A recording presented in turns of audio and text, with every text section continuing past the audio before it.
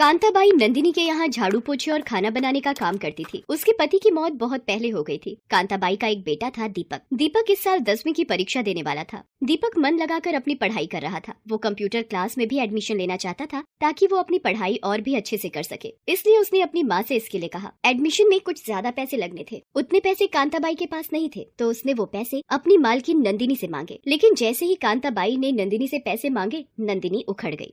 अरे जब देखो पैसे मांगती रहती हो। पैसे क्या कोई पेड़ पर उगते हैं? महीने के अंत में तो देते ही है ना तुम्हें तुम्हारी तनख्वाह। मुफ्त में तो काम नहीं करवाते तुमसे। मेम साहब, ऐसा तो मैंने नहीं कहा। वो बात दरअसल ये है कि मेरा बेटा दीपक कंप्यूटर क्लास में एडमिशन लेना चाहता है, उसी के लिए पैसों की जरूरत थी। नंदिनी ये सुनकर तो और भी आग बबूला हो गई। वाह वाह वाह वाह वाह, ये लो, इसे कहते हैं जेब में फूटी कौड़ी नहीं और सपने देखेंगे 5 स्टार में पार्टी के। देखो कांता, तुम्हें बुरा लगे या भला, लेकिन सच बोलने में अगर किसी को बुरा लगे तो मैं क्या कर सकती हूँ? मैं समझी नहीं मेम साहब।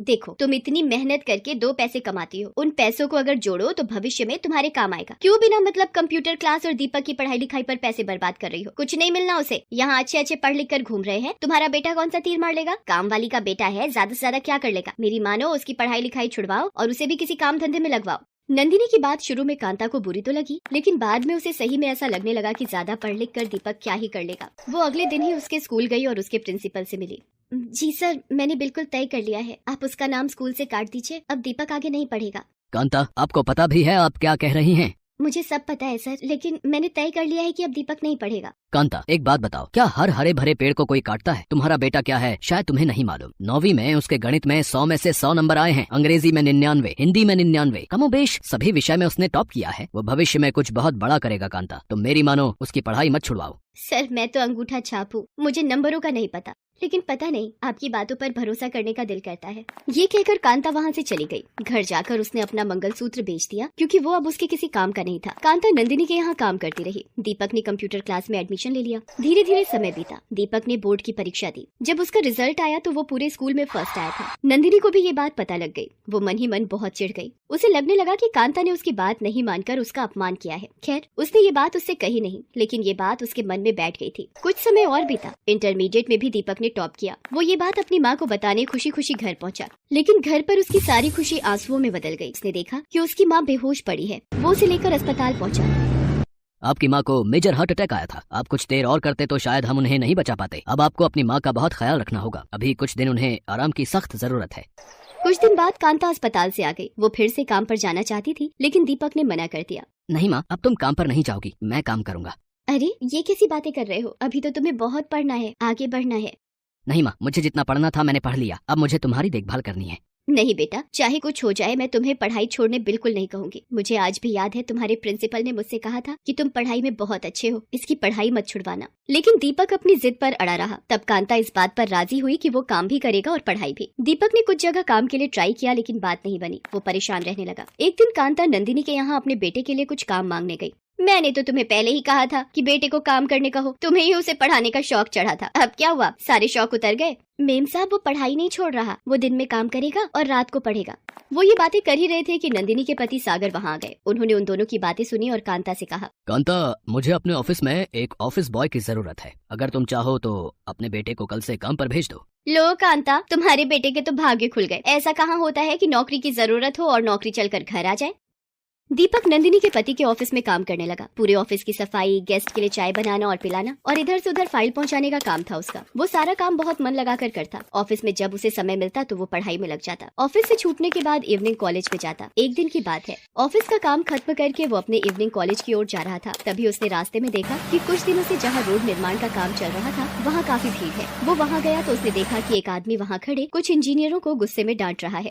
मैं बार बार कह रहा हूँ, लेकिन लगता है कि आप लोगों के दिमाग में ये बात नहीं घुस रही है। मेरे रहते हुए अगर करप्शन किया तो मैं बिल्कुल बर्दाश्त नहीं करूंगा। सुन रहे हैं आप लोग? तुम लोगों के करप्शन का खामियाजा जनता को भुगतना पड़ता है, लेकिन वो क्यों भुगते? तुम लोगों को भुगतना होगा। उसके बाद वो आदमी वहाँ से सड़क निर्माण के कुछ मटेरियल को उठाता है।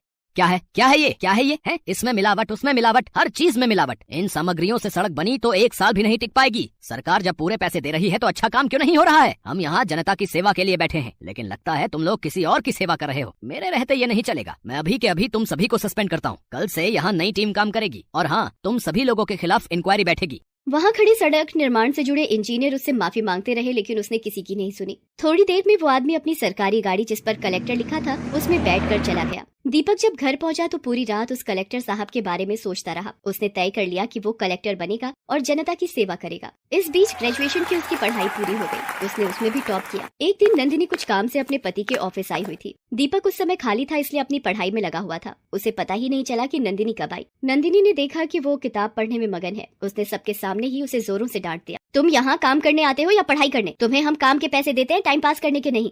मेम साहब वो खाली था इसलिए पढ़ने लगा, मुझे माफ कर दीजिए। ऐसा क्या पढ़ रहे थे, जरा मैं भी देखूं तो। उसके बाद उसने दीपक की किताबें उठा ली। वो आईएएस की तैयारी की किताबें थी। उसे देखकर नंदिनी फिर से भड़क गई। देखो, सपने देखना बुरा नहीं, लेकिन औकात में रहकर ही सपने देखने चाहिए। ज्यादा उड़ोगे तो मुंह के बल ऐसा गिरोगे कि किसी को मुंह दिखाने लायक नहीं रहोगे। नंदिनी की बात दीपक के दिल में चुभ गई। उस दिन के बाद वो ऑफिस में तो पढ़ाई नहीं करता, लेकिन अब उसके सपने और मजबूत हो गए थे। आखिरकार उसकी मेहनत रंग लाने लगी। पहले उसने प्रारंभिक परीक्षा पास की, फिर मुख्य और उसके बाद इंटरव्यू में तो उसने झंडे गाड़ दिए। जब उसका रिजल्ट आया तो आईएएस परीक्षा में उसकी ऑल इंडिया रैंकिंग 3 थी। दीपक ने ये बात अपनी माँ को बताई। मुझे तो पता था कि तू कुछ बड़ा करेगा, बहुत बड़ा। पहले तेरे प्रिंसिपल ने मुझसे ये बात कही थी बेटा। सब तेरा आशीर्वाद है माँ, तू ही मेरी हिम्मत है, तू ही मेरी सफलता, तू ही मेरी प्रेरणा। हर अखबार और न्यूज़पेपर पर उसकी कामयाबी की चर्चा हो रही थी। नंदिनी को तो विश्वास ही नहीं हो रहा था कि एक कामवाली का बेटा कैसे कलेक्टर बन गया, क्योंकि उसने तो पहले से ही तय कर रखा था कि कामवाली का बेटा तो ड्राइवर या चपरासी ही बनेगा। एक इंटरव्यू में दीपक ने अपनी सफलता के पीछे अपनी माँ का हाथ बताया और लोगों की प्रेरणा के लिए एक मंत्र दिया। कौन कहता है कि आसमान में सुराख नहीं हो सकता, एक पत्थर तो तबीयत से उछालो यारो।